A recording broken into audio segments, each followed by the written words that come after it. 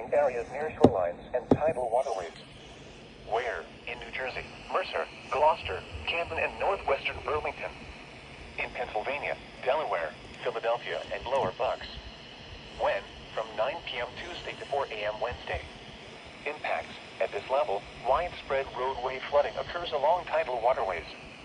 Some roads become impassable. Minor damage to normal structures. Why is my HH54 not going off? Is HH54 lazy to go off or something? Heavy rain Tuesday night. Additional minor flooding is possible as a result during Wednesday's high tide cycle. Take the necessary actions to